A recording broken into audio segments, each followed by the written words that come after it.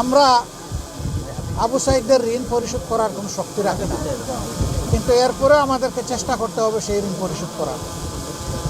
তারা আমাদেরকে ঋণী করে গেছে, তারা আমাদেরকে দায়িত্ব দিয়ে গেছে। জুলাই বিপ্লবের অন্যতম প্রধান সেনাপতি তার জীবনটা মুখ কেটে দিয়েছিল জাতির জন্য। আবু সাইদের পরিবারকে দেখতে তার সম্মানিত পিতা এবং আম্মাজান আছেন, তার ভাইয়েরা এবং বোনেরা আছেন। আমরা জুলাই বিপ্লবের পরপরই এখানে এসেছিলাম, আপনারা জানেন। সবার আগে দৌড়াই এখানে এসেছিলাম। আমরা সেদিন বলেছিলাম যে আমরা এখন থেকে সবাই এক পরিবার। এরপর থেকে আমরা চেষ্টা করি সবসময় ওনাদের সাথে একটা আন্তরিক যোগাযোগ রক্ষা করার। তো আলহামদুলিল্লাহ সেই যোগাযোগ রক্ষা হচ্ছে। আমরা আবু সাইদের ঋণ পরিশোধ করার কোনো শক্তি রাখি না, কিন্তু এরপরে আমাদেরকে চেষ্টা করতে হবে সেই ঋণ পরিশোধ করার। তারা আমাদেরকে ঋণী করে গেছে, তারা আমাদেরকে দায়িত্ব দিয়ে গেছে যে আমরা চলে গেলাম, আপনাদেরকে রেখে গেলাম, আমাদের স্বপ্নগুলো আপনারা বাস্তবায়ন করবেন, আমাদের জাতিকে আপনারা দেখে রাখবেন, পাহারা দিয়ে রাখবেন, আপনারা স্বার্থপর হবেন না। আমার জীবনের সর্বোচ্চ সম্পদ, আমার জীবন, আমার রক্ত আমি উপহার দিয়েছি জাতির জন্য, আপনারাও কাজ করবেন জাতির জন্য। এই আওয়াজ দিয়ে তারা চলে গেছে।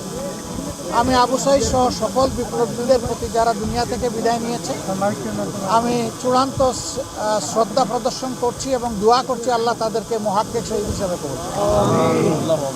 তাদের অবাস্তবিত স্বপ্ন যাতে আমরা বাস্তবায়ন করতে পারি, আল্লাহ যেন এই তৌফিক দান করুন। সেই স্বপ্নগুলা কি? তাদের স্বপ্ন খুব বেশি ছিল না, খুব সহজ সরল ছিল, সিম্পল বাট অত্যন্ত স্পষ্ট।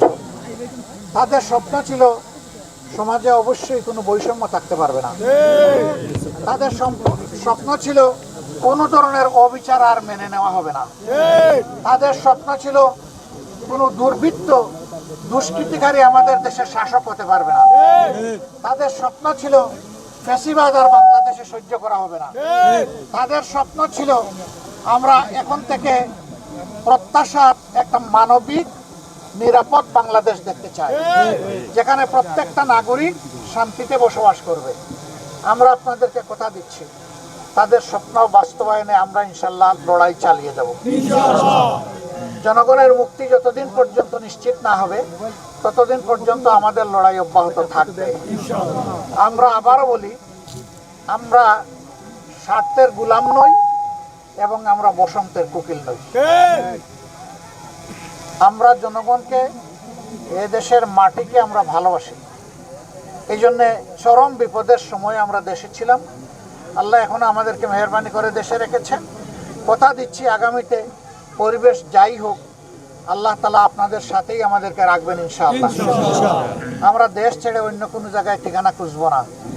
এখানে আল্লাহ পয়দা করেছেন, আল্লাহ যেন এখানেই আমাদেরকে কবুল করেন। দেশের মানুষের জন্য আমরা কাজ করতে চাই। এই জন্য ইতিমধ্যে দেখেছেন আমরা ঐক্যের ডাক দিয়েছি। আমরা 10টি দল ঐক্যবদ্ধ হয়েছে।